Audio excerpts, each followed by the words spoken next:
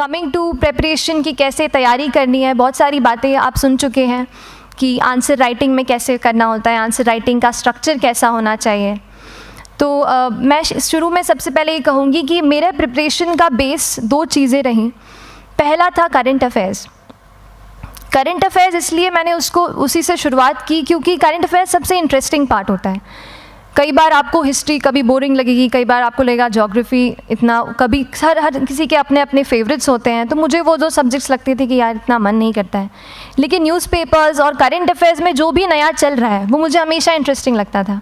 International relations में क्या हो रहा है, क्या सोशल रियलिटीज़ हैं, कहाँ क्या हुआ, उसका क्या इम्पैक्ट पड़ेगा एडमिनिस्ट्रेशन पे और हमारे कंट्री पे, तो उसको आप अपना एक बेस बना सकते हो। कंसिस्टेंसी, आप अगर दिन में, कई बार हमसे सवाल पूछते हैं कि आप कितने घंटे पढ़ाई करते हैं, तो देखिए घंटे मैटर नहीं करते।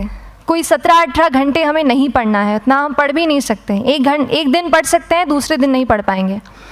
5 से 6 घंटे ही आपको देने हैं या उतने निकालने हैं, पर वो जो वक्त आप अपनी पढ़ाई को देते हो वो कंसिस्टेंटली आपको रोज़ उतना ही अपने पढ़ाई को देना है। Consistency is the key, that is the first and the most important thing जो आपको ध्यान में रखनी है।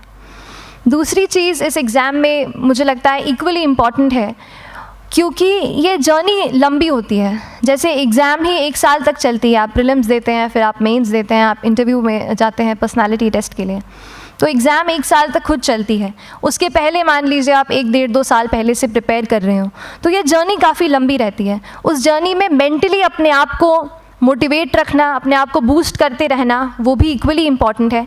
और इसीलिए अपने आप पर भरोसा बेहद ज़रूरी है।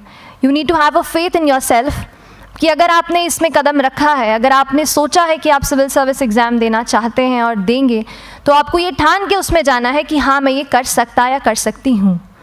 ये एक अपना मोटिवेशन, अपने साथ एक फेथ, बिलीफ अपने ऊपर आपको हमेशा रखना है।